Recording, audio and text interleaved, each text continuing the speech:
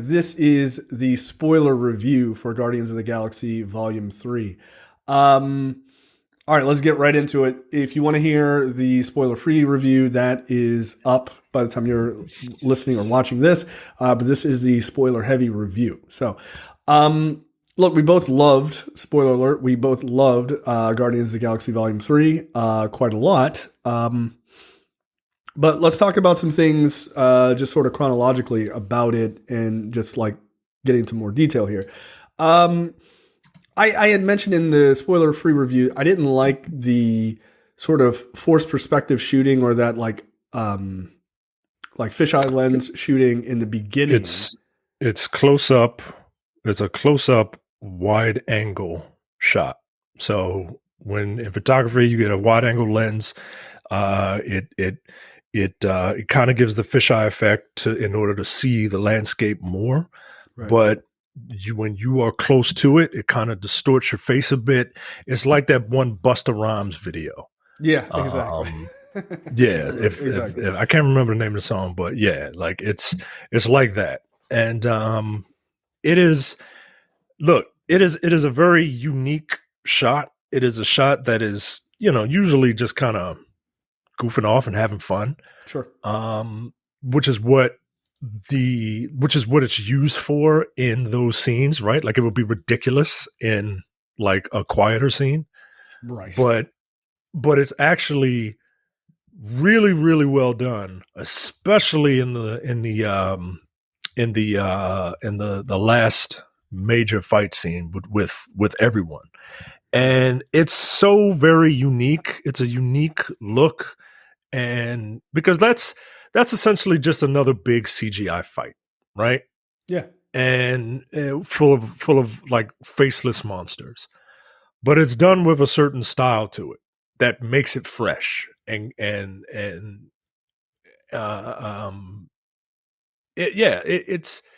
really, really good. It's really, really fun. Yeah. And it's set to like, what is it? The Beastie Boys or something like that?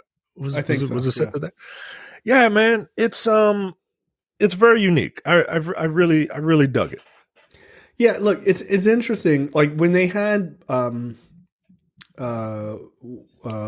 Warlock using it in the beginning when he shows up, I didn't like it. I was like, this is too close. Like I couldn't, like it just didn't feel because he's like kind of taking on one person at a time.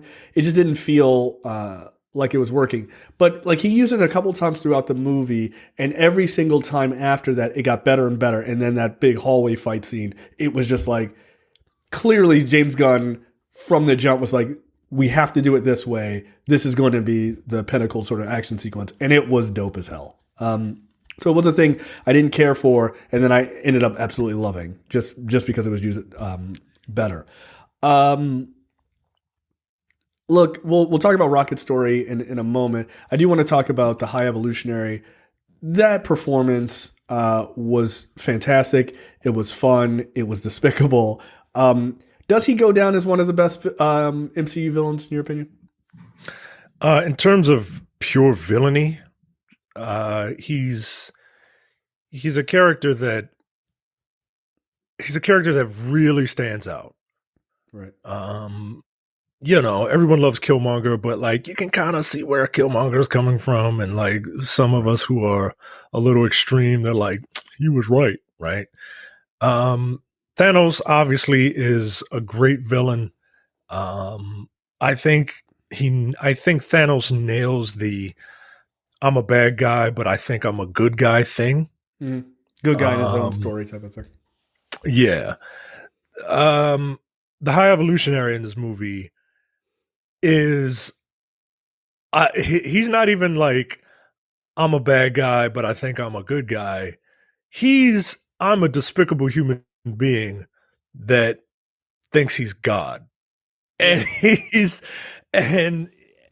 and I mean the performance is exactly what this movie is, right? It's so grand and it's so passionate, but it's so ridiculous, and like he's a mad scientist. He is quite literally a mad scientist. He's Dr. Moreau. Right. And I love how it was. He's a scene stealer. Every time he's on screen, you pay attention, and that's what the Marvel villains have been doing as of late. They make you pay attention. It was fun. It was a phenomenal, like, garish, like, over the top performance. I actually really loved it, and it was perfect for this movie, a movie that is over the top and colorful and silly, but, like, yeah, this guy was fucking despicable. Like, I've never been more satisfied at watching a villain die. Like, to the point where it's like, damn, like, I kind of want more of them. You know what I mean? Yeah, and that's the thing is, like, while you do definitely cheer, you're like, yes, good, they got him. Like, thank God. You know, like, Marvel, like, a big criticism of Marvel villains is like, oh, they're always like one and done type of thing. But, like, I'm not sure you could have this guy around more than that. To be honest, like, it was like he's just so horrible. It's like, nah, this guy's got to die. Like, that's cool. He can't live. We can't see him next week. Like, that's a bit much. But there's no sympathy. There's no sympathy for this character. None. Mm-hmm. There's no sympathy for him whatsoever. No. He is a good old fashioned mustache twirling villain. Yeah. And it's actually kind of refreshing. You know what I mean? He is what I mean, I know you're gonna really enjoy this analogy. He's like a cult leader. He's like a religious zealot. Yeah, he is. To the point where he thinks he is the god, right? And like a I don't know. If I had to just pick someone off the top of my head, like a Joel Osteen, if you will. I loved it, man. I loved it. I thought he was dope. Really, and I hate animals. I respect animals, but I don't like them. But this movie had me crying for a bunch of CG animals, man. Like, that's how good this movie is. A noted animal. Yeah, for me to just give a shit about, and they're the dumbest animals. They're the nobody cares about raccoons. Get the fuck out of my trash can, right? Like, nobody cares about raccoons. And by the end, you're like, you have to free them all. They don't deserve this. Right, exactly. Right, like, it's like Pee Wee Herman rescuing those animals out of that fire. You know what I mean? Like, you got to give the snakes at the end. Yeah, yeah, man. Look, it was it's fucking great.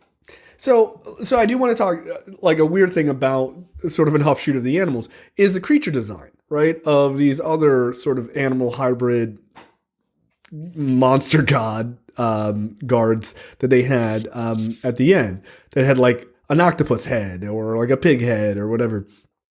That creature design was awesome. Like, that was really impressive. They had weight, like, they felt like they had weight to them. They're certainly not like anything else you've seen in the MCU to date. Not even in the Guardians trilogy. This was they just looked good, and I think this movie is the first movie in a while that's not filmed on in the volume, and I think that actually made a big difference. There's like clearly real sets. What were your thoughts on that? Because you had a lot of criticisms about that for like Love and Thunder. And Ant-Man. I had criticism about it for Love and Thunder. It was egregious in Ant-Man. I agree. Everything about Ant-Man felt fake and not real. And that's the trick, right? Is to try and make you feel that it's real. I thought that I like you said, it felt like they were on location or at least on actual sets for a lot of the time. And I like the overall look of the movie. Like you said, the creature designs were imaginative and unique. Everything about the film, the cinematography of the film, it just, I don't know, man. Everything kind of fits. Yeah. And I know this is like a terrible way to try and explain this, but it's I don't know, man. I actually really, really dug the way that the movie looked, and it felt real. It felt like an old school, not old school, but it felt like an MCU movie, as opposed to like whatever the hell is going on with Love and Thunder and Ant-Man. Like in Ant-Man, I'm not here to just shit on Ant-Man, right? It was a movie. It was fine. But like the creature design, like one of the main creatures was a blob that wanted holes. And I just don't think that's as imaginative as what we see in this movie. Like you said, like that war pig, right? Who was, I mean, the everyone on Counter Earth looked better than everything in Ant-Man. And those were just like old school prosthetics on human actors. They were just furries. Right. Right. Like that was like that's how I think the volume is a bit of a crutch. It's good for television, not for movies. Right. And look, I think you can use it in certain aspects, right? Okay, obviously you're not going to go to space, right? So if you have to use the volume for like a space scene, like especially Guardians does a lot of like jetpacks in space type of thing, right? Like there is where it can work. But when they have to walk around on the ground, it feels odd, right? And that's exactly the problem with Ant-Man. But you know, one of the big things, I think the volume was used for obvious reasons, which is because of the pandemic. And when you can't go on location because of COVID restrictions or something like that, and you're like, look, we'll do it in the studio. Don't worry about it. It's easier for us to knock it out. That's all fine and good when you're in a pinch. But like, we're not in a pinch anymore. We can do this stuff for real, like we did before.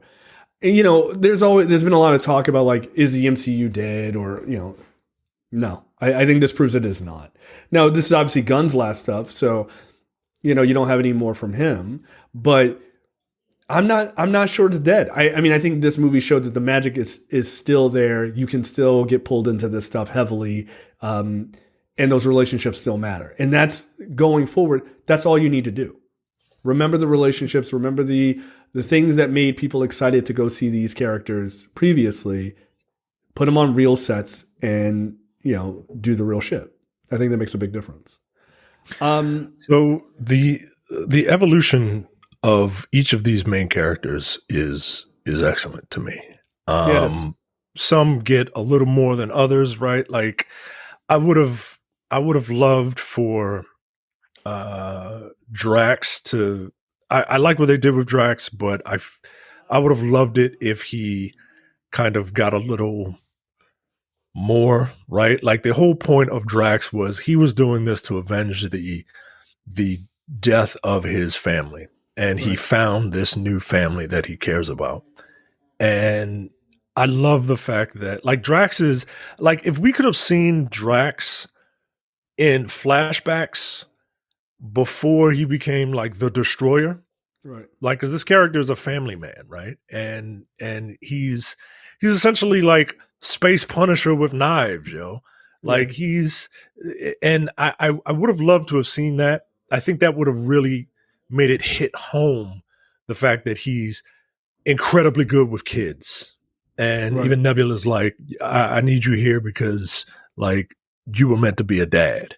Right. And I again, another like punch right in the heart, man. Yeah, you can't help it. And but I like that they got there with him, right? Yeah. Because he was beginning to be very, very one note and stale, and you know, especially from the first movie where he was, you know, serious but like didn't understand what metaphors were, to the second movie, and then he evolved into like a doofus, right? Yeah. And he was a doofus in the he was really dumb in the holiday special. And I'm like, shit, like is this where this character is just going to be, like another dummy? Right. Another big dummy. And I'm glad that this movie shows that there is more to him than that. He's not just a big dummy. and he knows that people, he's not stupid. Like if you can't call him dumb to his face and he just not feel that shit. You know Right. what I mean? Which was, by the way, which was a heavy moment, like in the movie, where Yeah, they have man. Mantis call him dumb, and he's like, "You think I'm dumb?" And she's like, she realizes that she went too far, and she's just like, "Just forget what I said," Right. which I thought was But powerful for her. you talk about Mantis. Mantis is another character that I was afraid was just going to be like another dummy, but this movie really kind of fleshed that out, right? Like Right. her thing is she's an empath.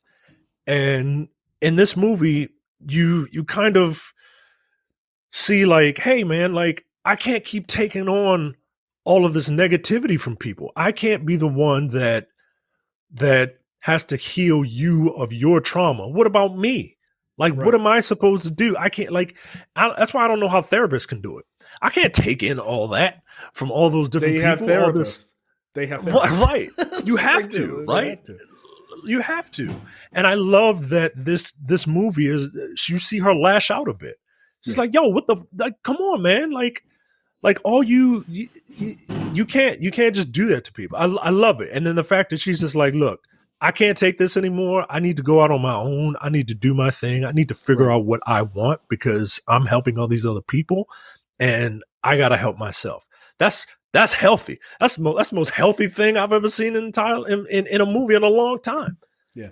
I thought that character arc was really dope. The other character arc that I thought was interesting is, ironically, I didn't think Star-Lord had a lot to do in this movie.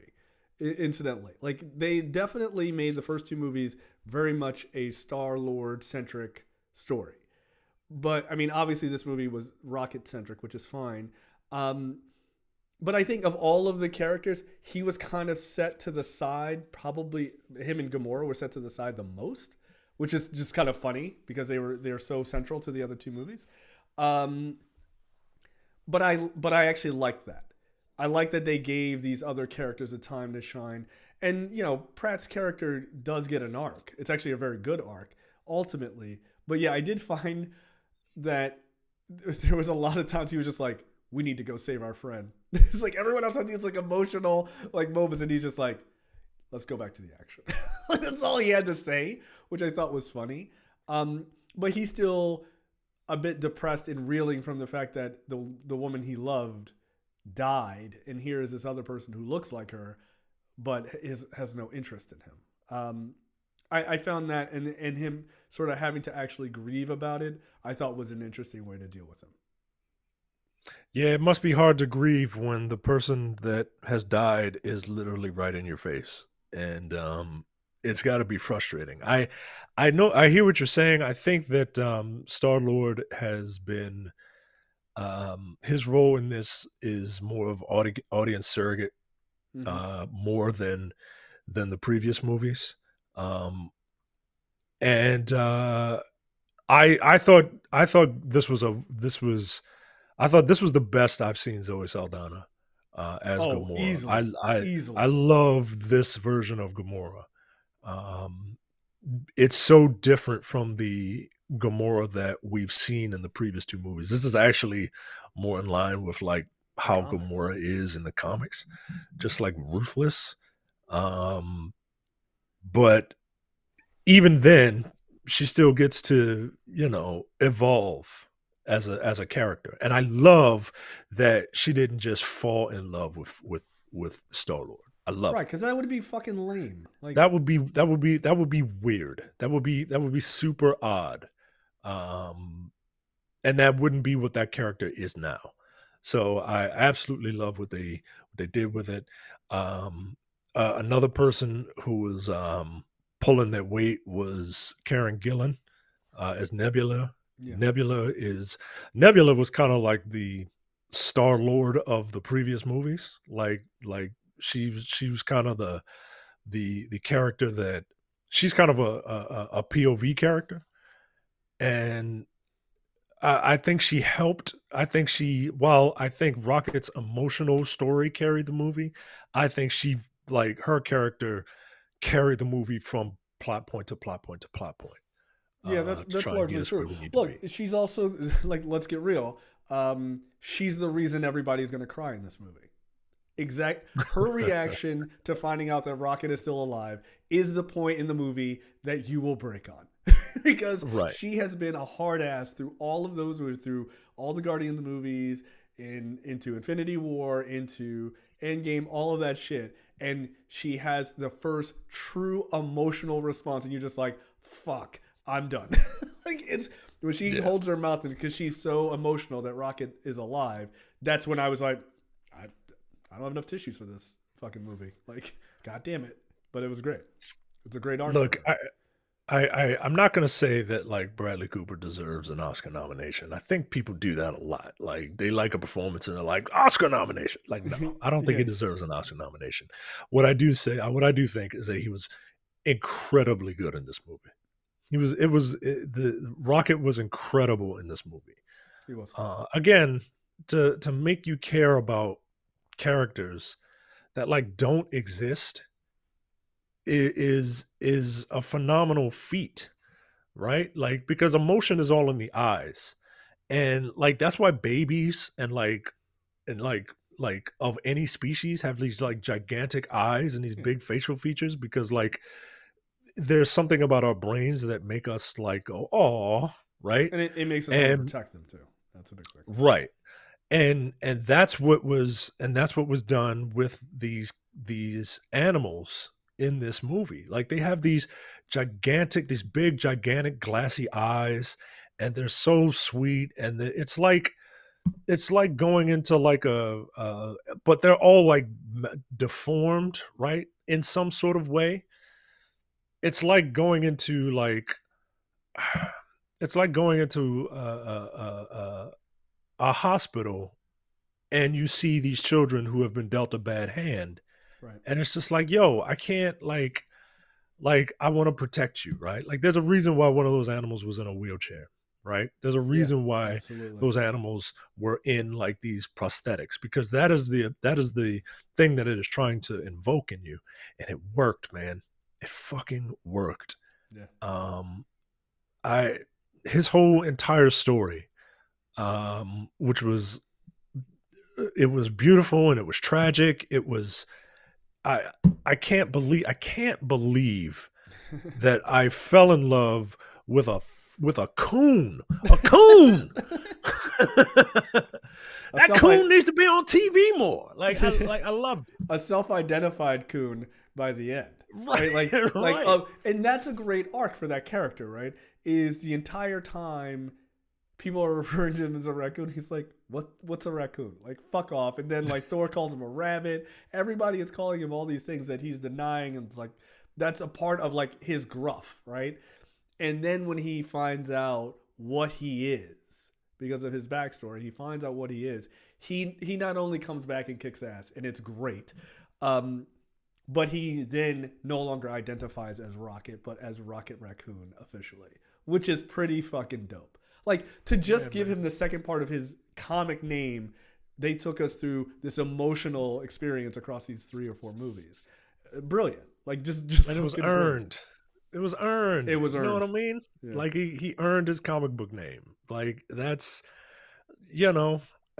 great, right? Like Chris Evans earned that Avengers Assemble. Yeah, right? it's the same thing. Yeah. Because like when he says it, you're just like, wow, this is a long time coming. But like it doesn't feel like a relief.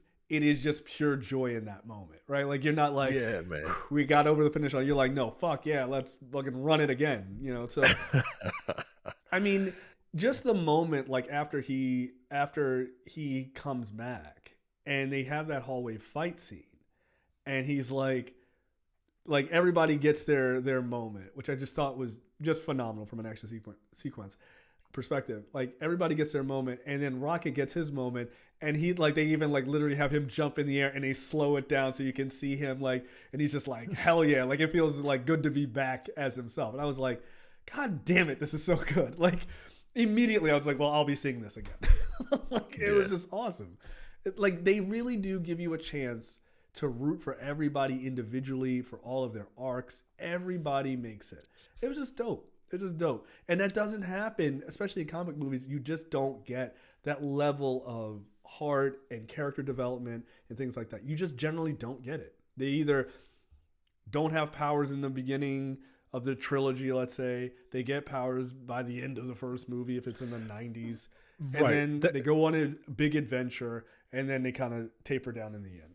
Like, you don't get these major arcs. It's the thing that everyone gets wrong about Superman.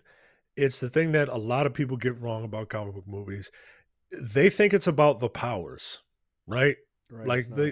That's fine for a first movie, right? Like, oh, how do I use my powers? How do I use my suit? How do I, thwip my webs, right? It's fine in the beginning, but like, you can't keep doing that. It's not just about the powers. It's about how you use them. It's about the person using them. Right. And the effect on the character and where that puts them in the world, right? Like, it's like the irony, the irony of the first, like, every time you meet Rocket before this movie, when Rocket is like tinkering, he is making something to destroy something, right? It's always, it's making guns, it's making bombs or whatever. That's who he is. That is how you know him. His origin, however, shows that the first time he makes something, I thought he was making a gun. That's what I thought when they show him tinkering. He is making something to save his friends. Yeah. Right? Like, it is something he's building something out of trying to survive, out of saving someone, instead of building something to destroy, right? To build something, basically, instead of destroy. It is literally counter to everything you know about him. But you realize that once he gets back out and he's like, out of his coma or whatever, yeah, he picks up a weapon, but it's to save his family. It's to save other people, right? It's not just, he's a bounty hunter when you first meet him. He's not using his intelligence and his guns and everything else because he's trying to be noble. He's just trying to get money. But by the time the trilogy is over, he is literally telling Quill, hey man, saving those humanoid kids isn't enough. You got to save all these animals too, right? Like, to prove how much he has evolved across this trilogy. Because if you remember, one of my favorite lines from the first Guardians, from Volume 1, is when he's talking to Quill and he's like, why do you want to save the universe? And Quill's like, because I'm an idiot who lives in it. Like, what the fuck? Like, yeah. Like, what kind of idiot wants to save the universe? The one who lives in it, right?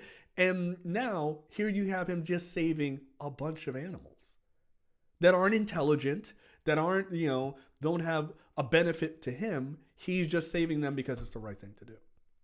And also that speaks to Gunn's a big animal person, right?